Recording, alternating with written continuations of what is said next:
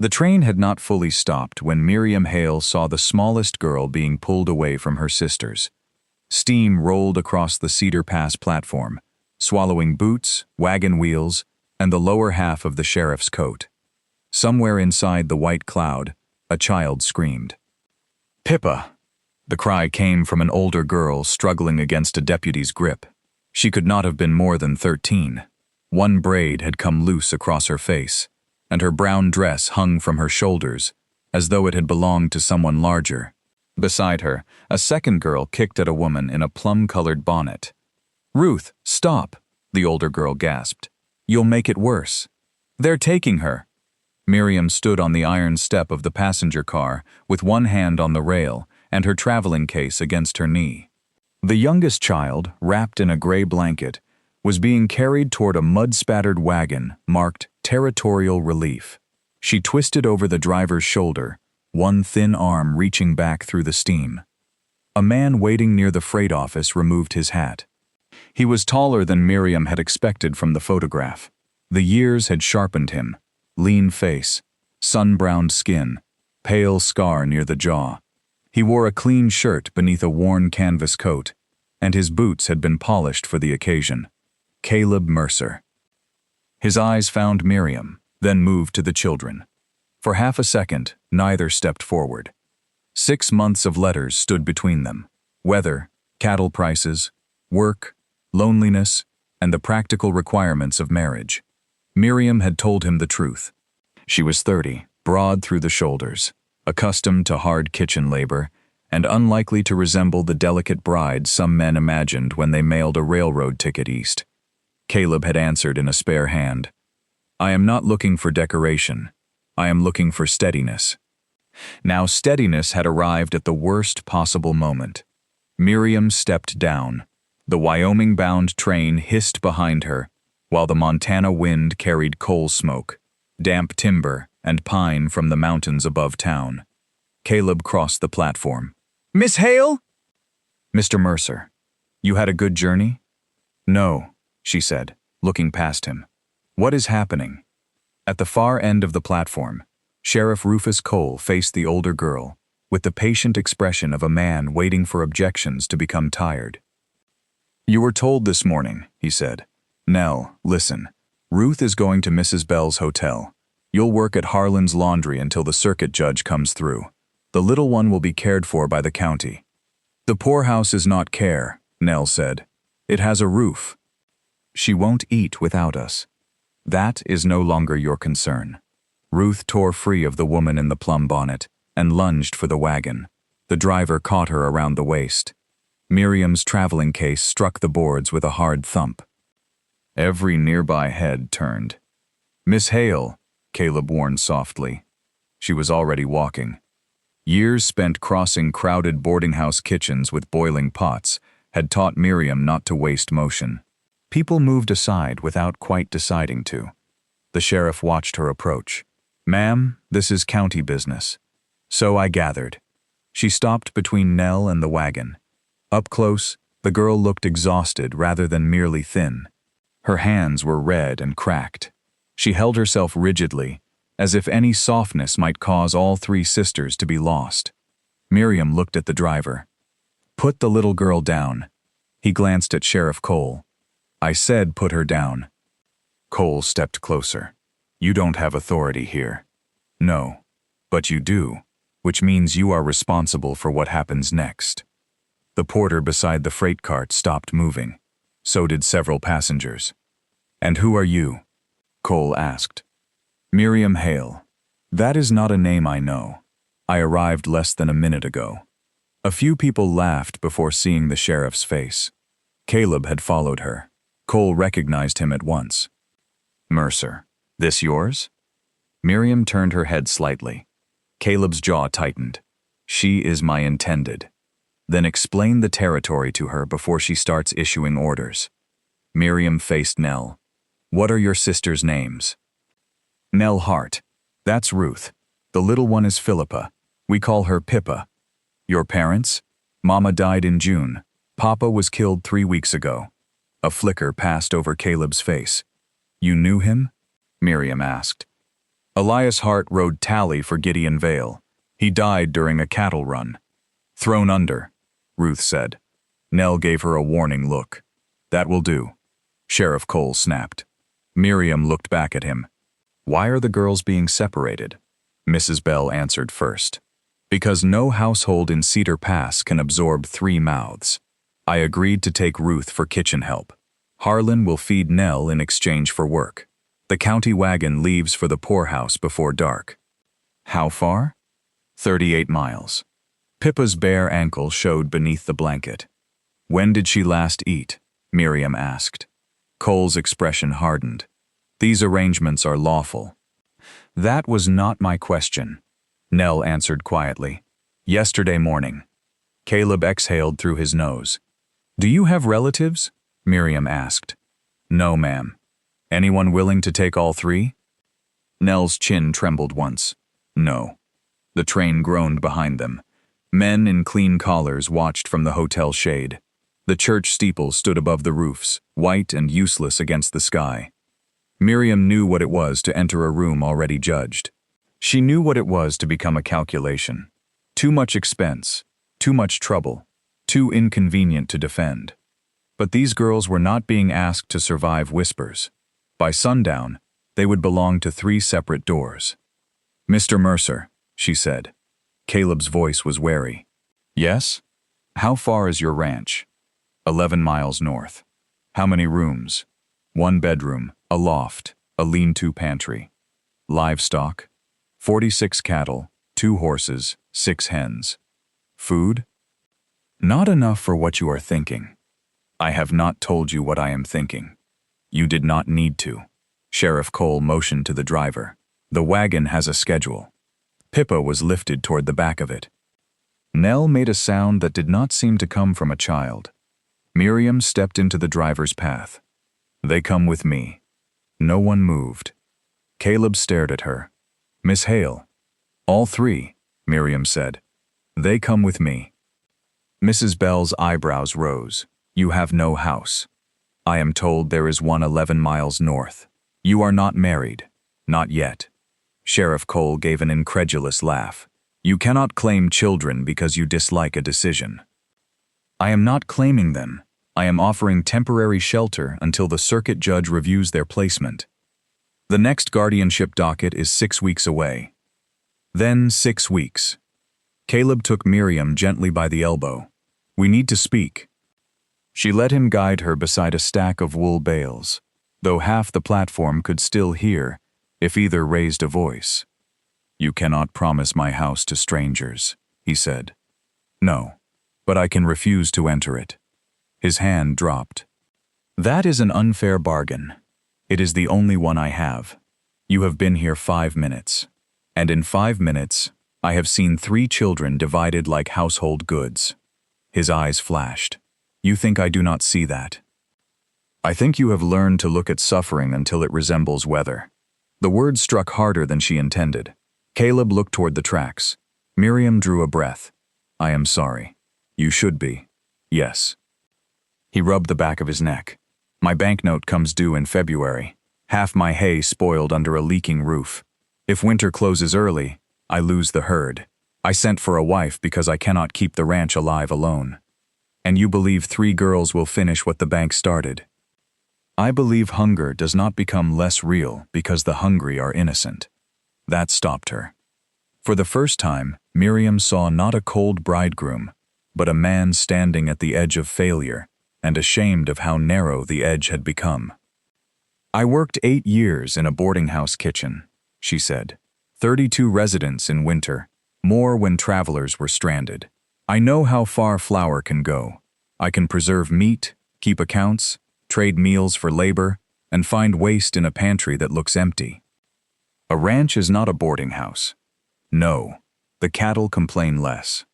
Something moved at the corner of his mouth, then vanished. Miriam opened her reticule and removed a folded bank draft. I have $187 left. It will not erase your debt, and I will not pretend it can. But it can buy winter staples and clothing. Caleb did not take it. You brought that for your own security. It remains mine. I decide what security means. And after 6 weeks? The judge decides whether they may remain with us. With us, he repeated. If there is an us. His gaze returned to her face. I did not come west seeking a grand romance, Miriam said. I came because your letters sounded honest.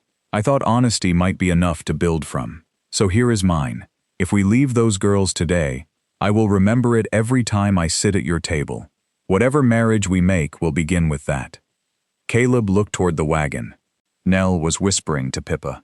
Ruth stood with both fists clenched. You ask as though kindness has no cost, he said.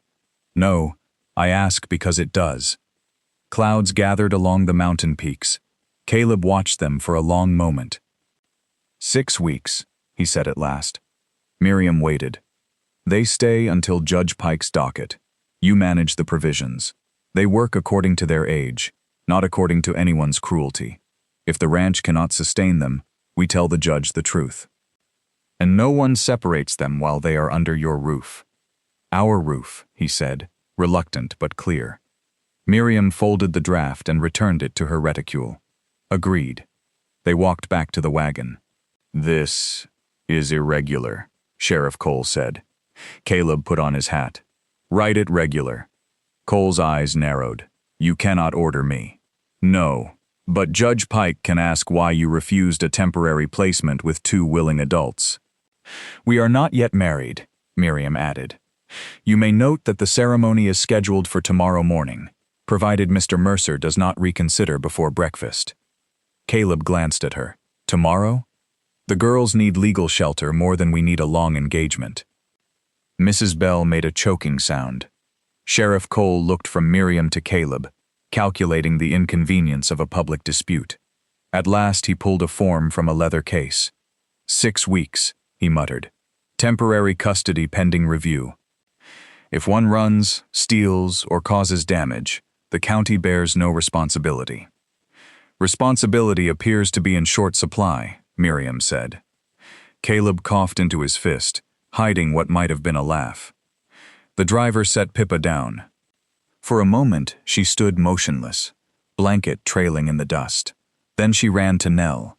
Ruth crashed into both of them, and the 3 sisters folded together as though holding one another upright. Miriam knelt several feet away, leaving them space. We have a wagon, she said.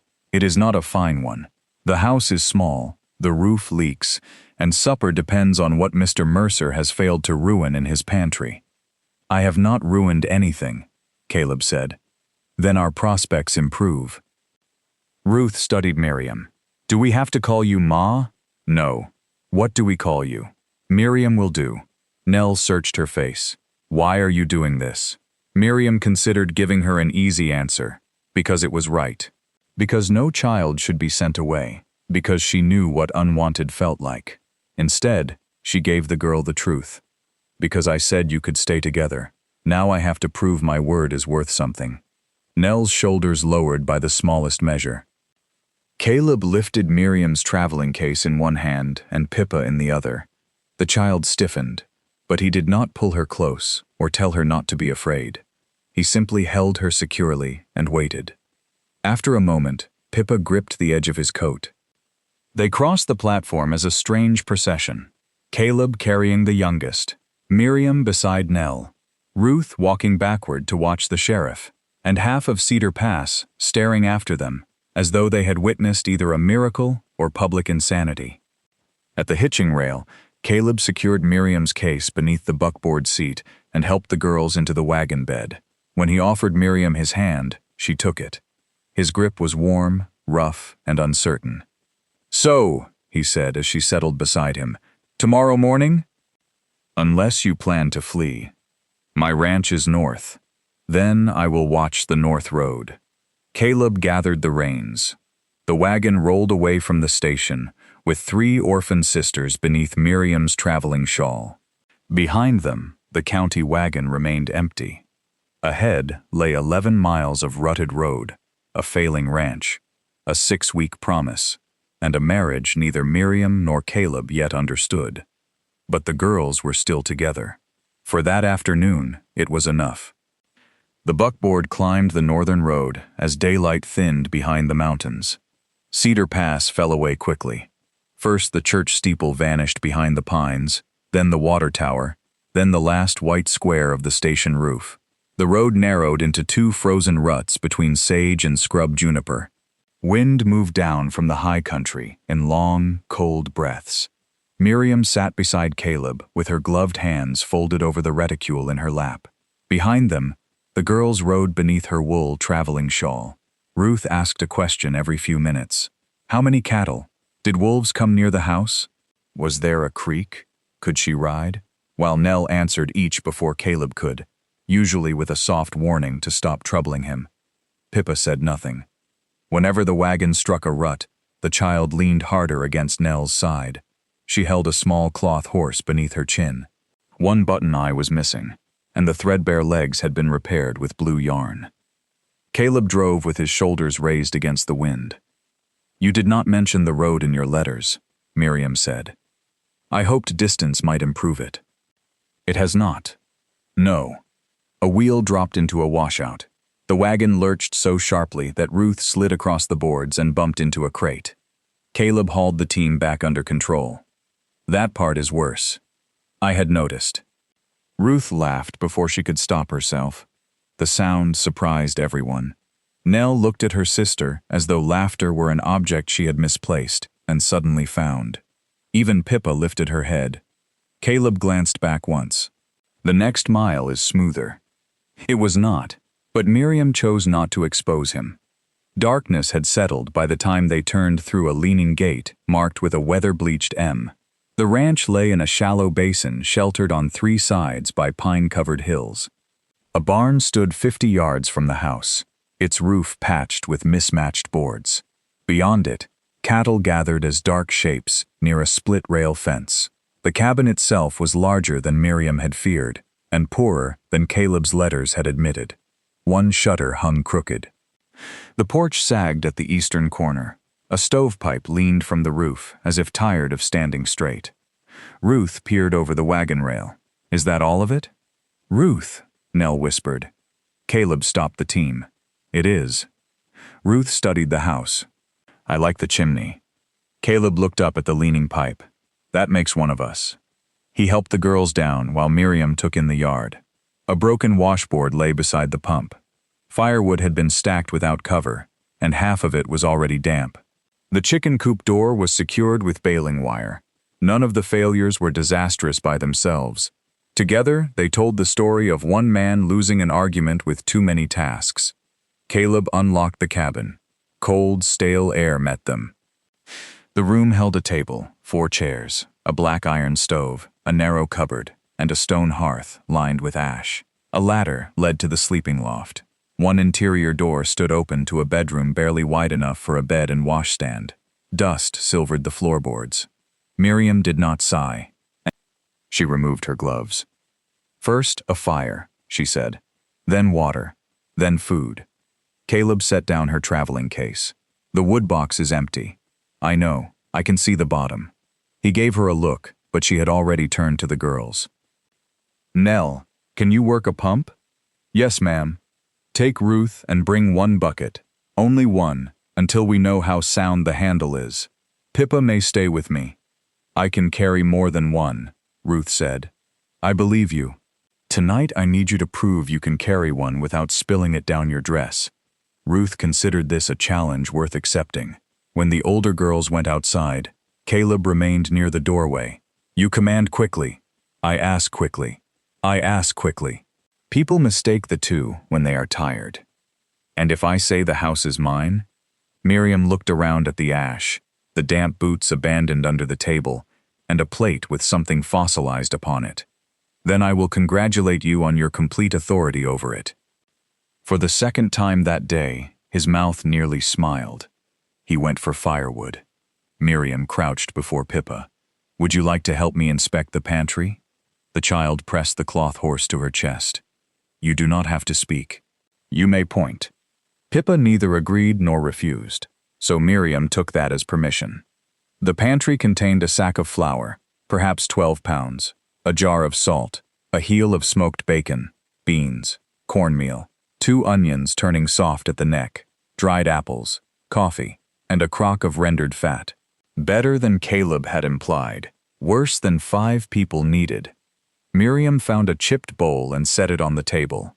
Pippa followed at a distance. "We have flour," Miriam said. "That is promising. Beans, which are less exciting but more loyal. Bacon, if Mr. Mercer has not kept it long enough to name it." Pippa's lips moved, not quite a smile. Miriam looked at the stove. "Can you hold this?" She handed the child a folded scrap of newspaper. Pippa accepted it carefully. By the time Nell and Ruth returned with water, Caleb had filled the wood box and coaxed flame beneath the kindling. Miriam scraped the worst of the ash from the stove, washed the pot, and set beans to boil with a little bacon and half an onion. She mixed cornmeal with hot water, salt, and a spoonful of fat, then shaped rough cakes for the skillet. The girls watched every motion, not like children waiting for supper, like creditors auditing a promise. "How much food is in the barn?" Miriam asked Caleb. "Some potatoes in the root cellar, oats for the horses, 3 sacks of feed corn, but it is not fit for people unless we grind it twice. Any preserved meat besides the bacon? Venison in the smokehouse, not much. Milk?" The cow went dry. "Eggs? If the hens forgive me for neglecting them." Miriam nodded. "Tomorrow we make an inventory." Caleb leaned against the wall. "Tomorrow we marry." "That should not take all day." Nell looked up sharply from the table. Miriam softened her tone. "Mr. Mercer and I have discussed the matter." "You don't have to, because of us," Nell said. "No, we do not." Caleb's gaze met Miriam's across the stove. "We were going to marry before you came," he said. The date moved. The decision did not. It was the kindest thing he had said since the station, and he seemed uncomfortable having said it. Nell lowered her eyes. "Yes, sir." The beans took too long. Hunger made the room quiet. Ruth sat with both hands beneath her thighs, perhaps to keep from reaching. Pippa stood close enough to the stove that Miriam moved her back twice. When the corn cakes were done, Miriam placed one before each girl and one before Caleb. He looked at the empty space in front of her. "There are 5, he said. 4 were ready. You made 6. 1 tore." Caleb rose, went to the skillet, and returned with the imperfect cake. He broke it in half and put 1 piece on Miriam's plate. "No one starts by pretending she is not hungry," he said. Miriam looked at him for a moment. Then she ate. The beans were undercooked, the bacon too salty, and the corn cakes crisp on one side and nearly black on the other. Still, warmth came back into the girls' faces. Ruth finished first and stared at the pot with painful discipline. "There is enough for seconds," Miriam said. Ruth did not move. "For all of you." Nell touched her sister's wrist. Only then did Ruth hold out her bowl. Pippa ate slowly, breaking her corn cake into tiny pieces. Each piece disappeared beneath the table before her hand returned to the plate.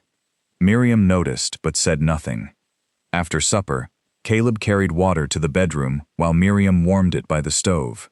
Nell insisted the girls could wash themselves. Ruth objected to washing at all. Pippa remained silent through both arguments. The sleeping arrangements required more diplomacy. "The girls take the bed," Caleb said. "You take the loft. I'll sleep in the barn. You will freeze in the barn." "I have before. That does not make it sensible." "I can sleep by the stove," Nell offered. "No," Miriam and Caleb said together. They looked at one another. In the end, the 3 girls took the bed. Miriam claimed the loft with her traveling blanket, and Caleb spread a bedroll near the hearth. It was not intimate, but it was honest. Before climbing the ladder, Miriam checked the bedroom. Ruth was already asleep crosswise at the foot. Nell lay rigid on one side, fully dressed beneath the quilt. Pippa's eyes remained open. Miriam sat on the edge of the mattress. "You are safe tonight," she said. Pippa stared at the ceiling. "I cannot promise what a judge will decide in 6 weeks. I will not lie to you about that. But no one will take you from this room before morning. Tomorrow, you will wake beside your sisters." Pippa turned her face toward Miriam. That much I can promise. The child reached beneath the blanket and touched Miriam's sleeve with 2 fingers. Then she let go.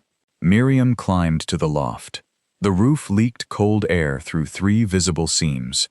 Her muscles ached from the train and wagon. Below, Caleb banked the fire. You knew she was hiding food, he said quietly. Miriam rested on one elbow. Yes. Why didn't you stop her? Because the first lesson is that food will still be there tomorrow. The room went still except for the ticking stove. How do you teach that? Caleb asked. By making it true. She lay back and closed her eyes, though sleep did not come quickly. Sometime after midnight, a board creaked below. Miriam woke to the faintest scrape of bare feet. She descended the ladder without lighting a lamp. Moonlight entered through the window, laying a pale bar across the floor. Pippa stood beside the table in her nightdress. The child held one corn cake against her chest and was reaching for another. When she saw Miriam, she froze. Her face changed at once, not guilt. Terror. She shoved both cakes beneath her nightdress and backed toward the bedroom. Miriam remained on the last rung. I am not angry. Pippa's breathing came fast. You may keep them. The child stared. Miriam crossed to the cupboard, moving slowly enough that Pippa could follow every step. She took out a clean cloth, folded the corn cakes inside, and tied the corners into a small bundle. If you need food beside you tonight, put it under your pillow. Pippa did not take the bundle. Miriam set it on the floor between them and stepped back. After a moment, the child snatched it up. There will be breakfast, Miriam said. Pippa's fingers tightened around the cloth. And supper? Yes. After. The day after that, too. The question came as a whisper so small it barely reached the stove. Mama said there would be, but then she got sick. Miriam swallowed. Your mama meant it when she said it. She was wrong. She was sick.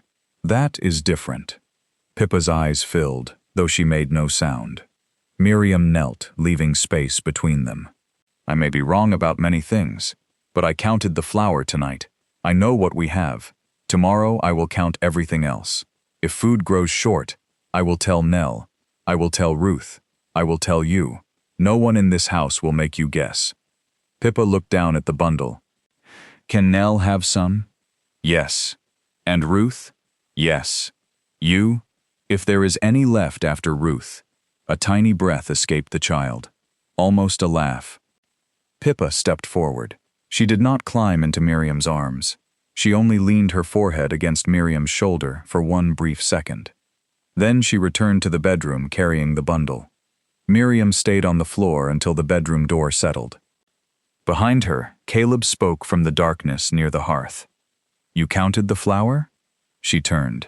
He was sitting upright in his bedroll, hair disordered, face half in shadow. I count what matters. His gaze moved toward the bedroom. I did not know children could look at bread that way. Most people do not, until they have gone without it. Caleb looked down at his hands. There are potatoes in the cellar. More than I said. 2 bushels, maybe. I was saving them for seed. Miriam sat at the table. We will save enough for seed. And the rest? We feed the children. He nodded once. It was a small decision. No witness stood at the door. No sheriff wrote it down. Yet in the cold cabin, before either marriage vows or daylight, Caleb Mercer gave up part of his spring, so 3 frightened girls could believe in breakfast. Miriam understood then that the man beside the dying fire had not forgotten compassion. He had only been afraid he could no longer afford it. Dawn reached the Mercer cabin as a pale line beneath the eastern clouds. Pippa woke before the others. For several seconds she lay still, listening. Nell breathed beside her. Ruth's foot rested against the wall. From the main room came the scrape of a poker inside the stove and the soft clink of a pot. The bundle beneath Pippa's pillow was still there. So were her sisters. She slid out of bed and carried the bundle to the kitchen. Miriam stood at the table with her sleeves rolled above the wrists, dividing yesterday's corn cakes into equal pieces. Caleb was outside splitting kindling. A row of potatoes sat on the table beside a stub of pencil and a page torn from an old cattle ledger. Miriam glanced at Pippa, but did not mention the food under her arm. "Good morning." Pippa placed the bundle on the table. "Can these go with breakfast?" "They can." Miriam untied the cloth and added the 2 cakes to the plate. She did not praise the child for returning them. She did not make generosity another test Pippa had to pass. When Nell and Ruth emerged, breakfast was waiting: fried potatoes, the remaining beans, and corn cake softened in bacon drippings. Pippa watched until everyone had food before she began to eat. Afterward, Miriam made the inventory. She counted flour, salt, lard, beans, cornmeal, potatoes, dried apples, onions, smoked venison, lamp oil, soap, matches, blankets, nails, and every jar on the pantry shelf. Caleb followed her through the barn and root cellar, answering questions with increasing unease. "How much hay?" "Enough if the snow stays light. And if it does not, it won't." "Then not enough." He rubbed his jaw. "You always reduce a man's optimism to figures." "Only when his optimism has to feed cattle." Nell sat on an overturned bucket, copying numbers into the ledger. Her handwriting was small and exact. Ruth had been assigned to count hens and returned 3 times because the birds refused to remain in one place.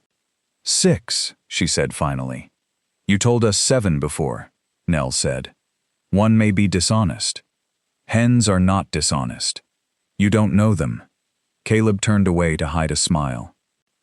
By mid-morning, Miriam had drawn up 3 lists: what they possessed, what they needed, and what could be repaired without money.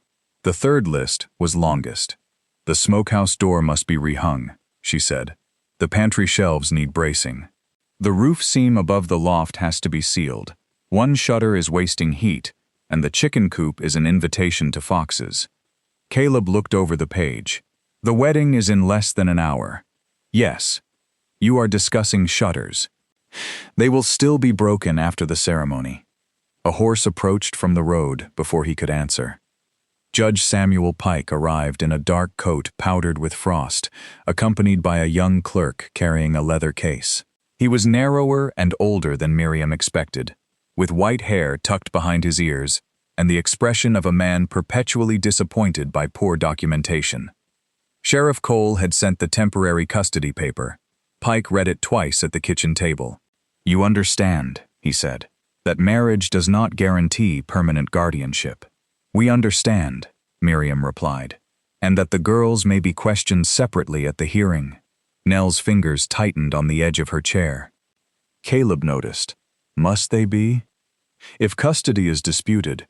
"By whom?" Miriam asked. "No one yet, but the late Elias Hart was employed by Gideon Vale's syndicate. Men with property often discover opinions once property becomes involved." The room cooled, despite the stove. Pike looked at Miriam and Caleb over his spectacles. "Do you still intend to marry?" Caleb turned toward her. Miriam had imagined this moment many times during the train journey. In some versions, there had been flowers.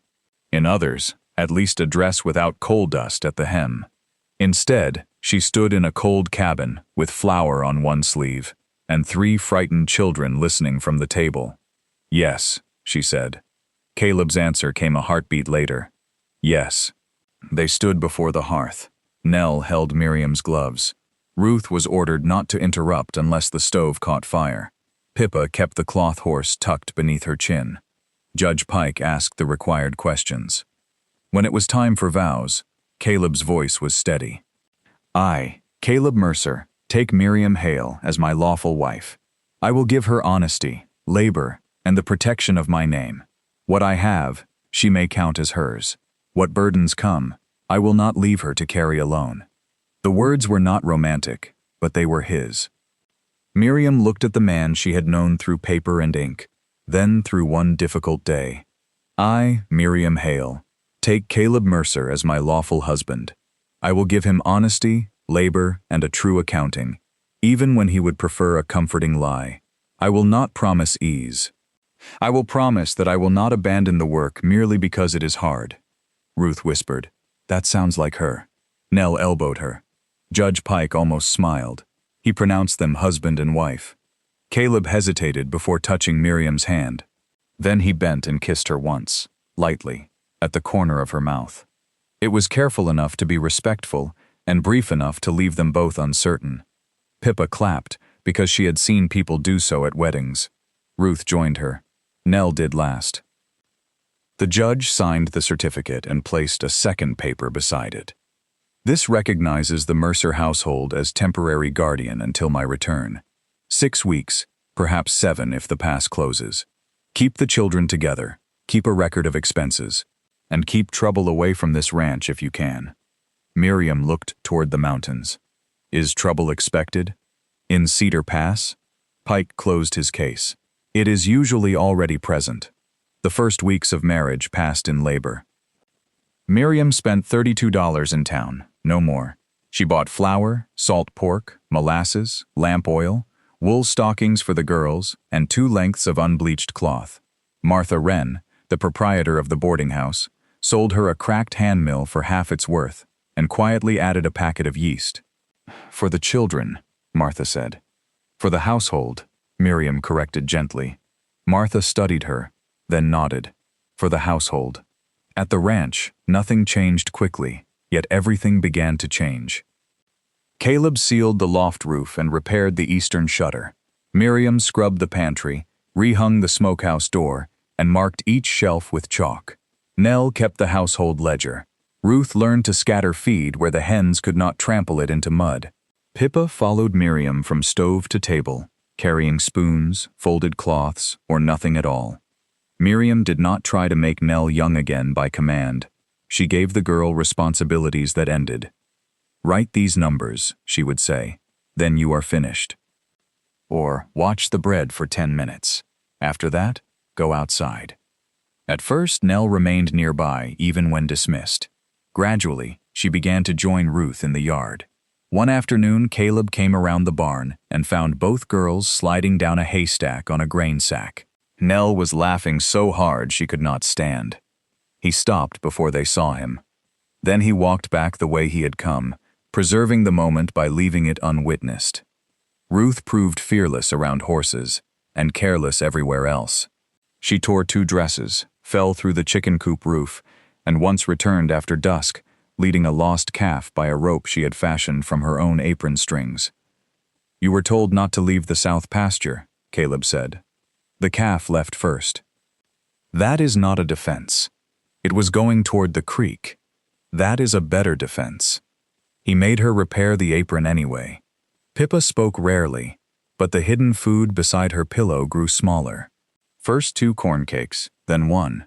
Then a heel of bread wrapped carefully in cloth. Miriam replaced it whenever it went stale and never commented. At supper, Caleb began sitting longer at the table. He told the girls which cattle had names and which names Ruth was forbidden to improve. He showed Nell how to calculate feed by head and weight. He carved a new leg for Pippa's cloth horse from a piece of cedar, though the little animal had never possessed a wooden leg before. Pippa accepted the invention without objection. Miriam learned the shape of Caleb's silences. There was the silence of fatigue, when his shoulders sagged and he wanted only coffee.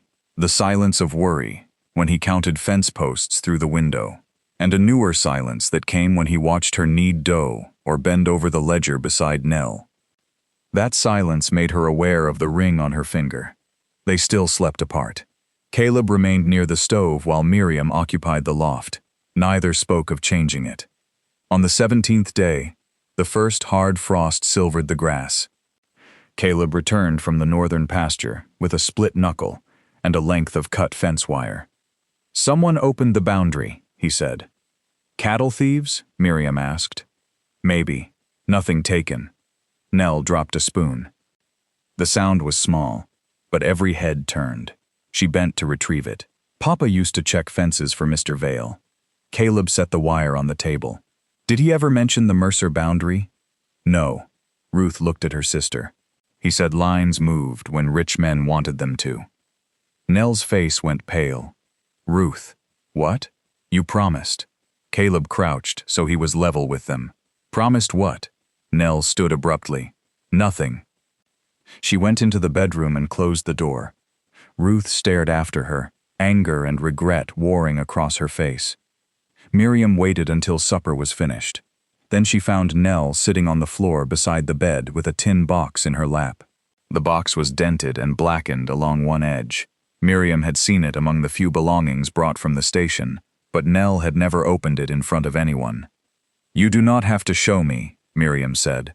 Nell's thumb moved across the lid. "Papa gave me this the night before he died. He said if anybody from Vale's ranch came, I was to hide it." "Did they come?" "Sheriff Cole did. He searched the house after the funeral." "For what?" "He said Papa had stolen company papers." Nell opened the box. Inside lay a pocket knife, a brass cattle tag, 3 folded receipts, and a narrow account book with a cracked red cover. Several pages had been torn out. The remaining entries listed dates, numbers, brands, and names of grazing sections. Miriam sat beside her. "May I?" Nell handed her the book. At first the entries appeared ordinary: feed purchases, head counts, freight charges. Then Miriam noticed that certain numbers had been pressed harder than the rest. A second set of marks ran faintly beneath the ink: dots, short lines, and small crosses in the margins. "Your father wrote this?" "All of it." "Did he teach you what the marks mean?" "No, but he made me learn the multiplication tables backward. He said numbers can tell the truth even when men won't." Miriam turned another page. 3 cattle brands were listed beside the same railcar number. One belonged to Vale, one she did not recognize. The third was a simple M inside a broken circle.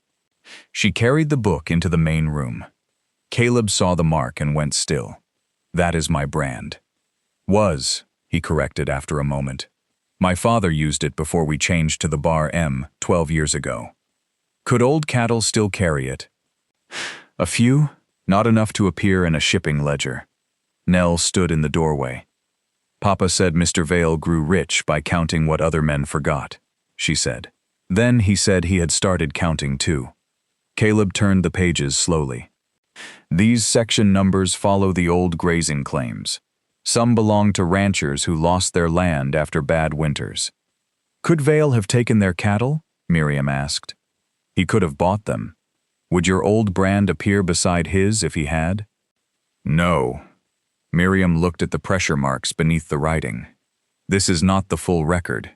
It is a guide to something else." Nell came closer. "How do you know?" "Because your father hid the meaning twice. Once in numbers, once in marks." Pippa appeared behind her sisters, clutching the cloth horse. Outside, a rider passed along the distant road.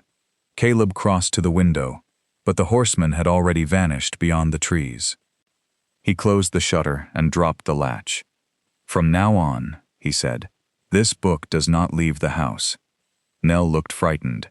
"Will Mr. Vale come for us?" Caleb did not offer a lie. "He may come for the book." Miriam closed the red cover and placed her hand over it. "Then he will have to ask us for it." For the first time since the station, Nell did not look like a child afraid of being taken. She looked like the keeper of a truth powerful men had failed to bury. And beyond the darkened pasture, somewhere on the road to Cedar Pass, a rider carried word that the Hart girls had begun opening their father's box.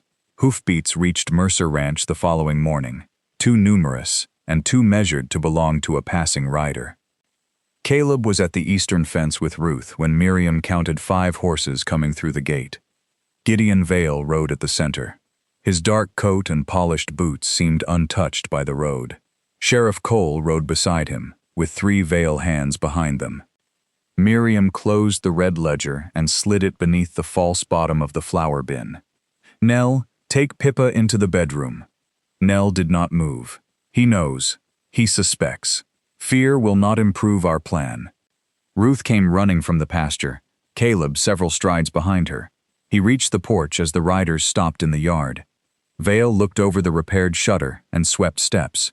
"Mercer, marriage agrees with the place. State your business." Sheriff Cole dismounted and drew a folded document from his coat. "We are here concerning Eleanor Hart." Nell appeared behind Miriam. "Judge Pike placed all 3 girls in our custody," Caleb said. "Temporarily," Cole replied. Vale removed one glove. Elias Hart stole syndicate records before his death. His eldest daughter may know where they are. I am taking her to Cedar Pass for questioning. No, Miriam said. Vale regarded her with mild interest. Mrs. Mercer, this is not a request. Then show me the order. Cole handed her the paper. Miriam read it twice. This is not signed by Judge Pike. It is signed by me. It authorizes recovery of company property. It says nothing about removing a child from lawful temporary guardianship. Cole's cheeks reddened. Do not instruct me in my office. I am reading the words you brought. Vale's smile thinned. The girl will spend a few hours in town and return when the matter is settled. May Caleb or I accompany her? That will not be necessary, Cole said. Then she is not going. One of Vale's men shifted in his saddle. Vale looked past Miriam. Eleanor, your father left my employment under suspicion. Cooperate, and your sisters will not suffer for his choices. Nell flinched. Miriam stepped between them. You will speak to me. I am speaking to the person who has what belongs to me. No, Nell said. The word came thin but clear. She moved beside Miriam, pale but upright. Papa said you thought everything belonged to you. Vale replaced his glove. Search the house. The three ranch hands began to dismount. Caleb's hand moved toward his revolver. Cross that porch without a lawful order, and you do it as trespassers. Cole rested a palm on his gun. Careful. Miriam saw the moment narrowing toward blood. She crossed the yard, swung the main gate shut, and dropped Caleb's heavy bracing bar into its iron brackets. You think a fence changes the law? Vale asked. No, witnesses do. Miriam seized the dinner bell beside the porch and rang it. The iron clamor rolled across the basin. Once, twice. Again. Two riders appeared over the southern rise. Mr. Garrison from the neighboring homestead and his grown son. Farther down the road, Martha Wren's wagon turned toward the ranch with a sack of flour on the bench. Vale looked around. A performance. A record. You brought the sheriff. I brought people who can repeat what they see. Garrison stopped outside the barred gate. Trouble, Mercer? Sheriff wants Nell Hart without a judge's order, Caleb called. Martha climbed down. Then I arrived at a useful time. Cole folded and unfolded the paper. One of Vale's men strode toward the porch. Miriam caught the release rope beside the corral and pulled. The side gate flew open.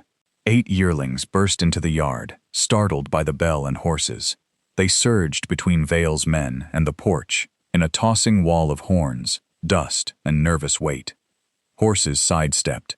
Sheriff Cole stumbled against the water trough. Ruth shouted, "Left side, Brindle!" The lead yearling moved left by chance, carrying the others with it and forcing the hired men back toward the main gate. Miriam dropped the rope. No one enters my house. Vale stared at her through the settling dust. Caleb climbed the porch steps until he stood beside her. For one instant, Miriam wondered which fear would decide him. The banknote, the winter contract, or the man who could close every business door in Cedar Pass. Vale seemed to wonder the same. You owe money, Mercer, he said. Your beef does not reach the rail without my buyers.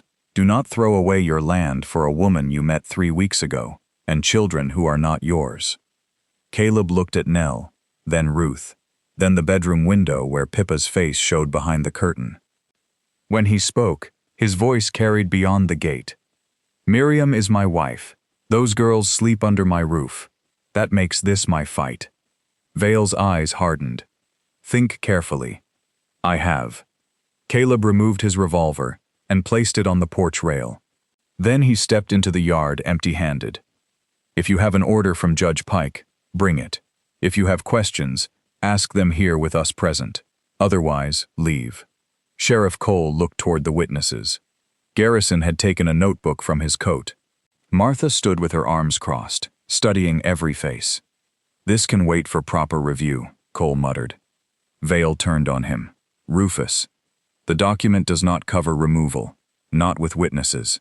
For several seconds, only the cattle moved. Then Vale mounted. He looked at Nell. Secrets grow heavier the longer they are carried. Miriam answered before the girl could. Then it is fortunate she no longer carries hers alone. Vale gathered his reins and faced Caleb. To the last winter you spend on this ranch. He rode out with Cole and the 3 hired men behind him. Miriam waited until their hoofbeats faded, before lifting the gate bar. The strength left her hands so abruptly that the iron slipped. Caleb caught it before it struck the ground. Her fingers were trembling. A red burn crossed her palm where the bell rope had cut through her glove. "You all right?" he asked. "No," she said, because he had offered her honesty and she meant to return it. "But I will be." Nell came down from the porch. Ruth held one of her hands, Pippa the other. "Thank you," Nell said. Caleb set the bar aside. "You do not owe us thanks for keeping our word." Nell looked at him for a long moment. Then she nodded. Caleb turned to Miriam. "I chose the ranch," he said quietly. She frowned. He looked toward the cabin, the girls and the cattle settling in the dust. "I was slow to understand what the ranch was." Inside the house, the hidden ledger waited beneath the flower. Outside, Vale's threat lingered over the frozen fields. But the first battle had ended with the gate still barred, the sisters still together, and Caleb Mercer standing where everyone in Cedar Pass could see what he had chosen. Caleb washed the rope burn with warm water while the visitors crowded around the table. Miriam sat with her injured hand open between them. The cut was shallow but bright. Caleb wrapped it in clean linen with more care than the wound required. "You were afraid," he said. "I was terrified. You did not look it. I had work to do." His thumb rested against her wrist. "So did I." The cabin had emptied by the time he tied the knot. Martha had taken the garrisons toward town, promising to repeat what she had seen. The girls were in the bedroom. Silence no longer meant 2 strangers avoiding one another. It meant 5 people listening for the next danger. Caleb did not release Miriam's hand. "I nearly sent them away at the station," he said. "Not because Cole was right, because I knew I could fail them. I nearly boarded the train again when you spoke of me as another expense." His face tightened. "I was cruel. You were frightened." Cruelty would have been refusing to see it afterward. He lifted her bandaged hand and pressed his mouth to her knuckles. The gesture undid her more thoroughly than any declaration. Miriam leaned toward him. Their kiss was hesitant, then certain. Not rescue or gratitude, but recognition. That night, Caleb carried his bedroll to the loft. By week's end, Vale's threat became visible. Abernathy's Mercantile refused Miriam Flower. The mill would not grind their corn. A buyer canceled Caleb's cattle contract. At the bank, the clerk returned Caleb's February note and said no extension would be considered. Martha Wren came after dark with yeast, coffee, and news. Vale told every merchant that anyone trading with Mercer loses syndicate freight space. Miriam opened the household ledger. "Then we stop asking his merchants." She began with the women. Martha traded flour for smoked venison. Mrs. Garrison brought beans in exchange for Miriam balancing farm accounts. A widow gave lamp oil for Caleb repairing her roof. Nell recorded each exchange. Ruth carried messages along fence lines. Pippa stamped completed entries with the wooden hoof of her cloth horse. Winter arrived before Judge Pike. Snow sealed the road and pressed against the cabin walls. The family ate carefully, worked constantly, and told the truth when stores ran low. Pippa stopped hiding bread beneath her pillow. The red ledger remained stubborn until Nell noticed that every deep-pressed number could be read backward. "Papa made me learn the tables backward," she whispered. The reversed figures became distances. The margin marks formed directions. 3 miles west, 1 north, beneath the old stage station floor. Caleb studied the route. "The station is abandoned. Vale owns the land around it." "That is where the missing pages are," Nell said. They planned to go after the next clear morning. Vale moved first. Near midnight, cattle bawled in the eastern pasture. Then came smoke. Caleb reached the yard as flames climbed the hay shed. Riders had cut the northern fence and driven the herd toward the frozen creek. He ran to turn them before their weight broke the ice. A rifle cracked from the tree line. Caleb fell. Miriam's fear lasted one breath. Nell, bring blankets.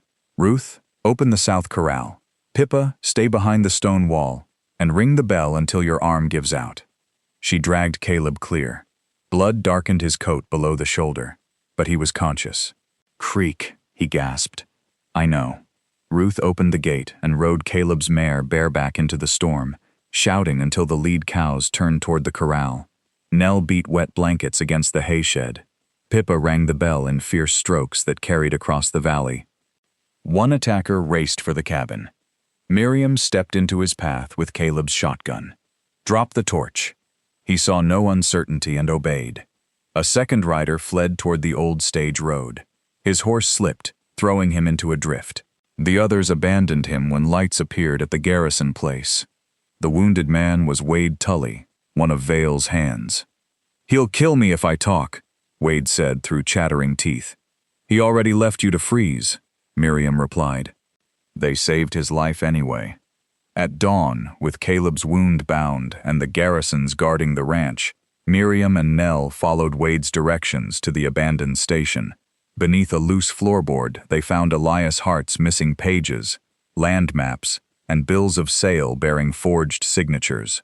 The records showed Vale had rebranded cattle, forced ranchers from their claims, and used Sheriff Cole to make theft lawful afterward.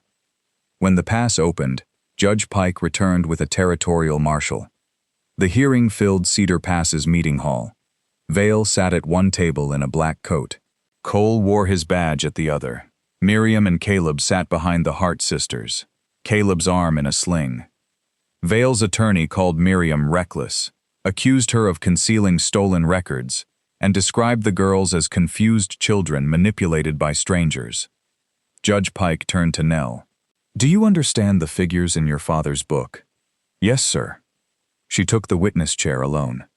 Her voice shook on the first number. It steadied on the second. She explained the backward tables, railcar counts, brands, and grazing sections. Caleb identified his father's mark. Martha produced written refusals from merchants naming Vale's blockade. Mr. Garrison read his account of the attempted seizure. Then Wade testified about the fire, the cut fence, and the order to shoot Caleb. Sheriff Cole removed his badge before the marshal reached him. Vale remained seated until Pike read the charges: fraud, arson, conspiracy, attempted kidnapping, and attempted murder. Only then did his composure break. You think this town survives without me? He shouted. Miriam looked around at merchants, ranchers, widows, laborers, and 3 girls once treated as burdens. It already has, she said. Vale was taken away in irons. Judge Pike's final matter was guardianship. He asked each sister where she wished to live. Ruth answered, at Mercer Ranch, unless Mr. Mercer plans to improve the chicken coop. Pippa whispered something the judge asked her to repeat. With my sisters. Nell stood last. Mrs. Mercer did not teach us to be grateful for being wanted, she said. She taught us we were people before anyone wanted us. I choose their home because it became ours. Pike signed the adoption order. Spring returned slowly.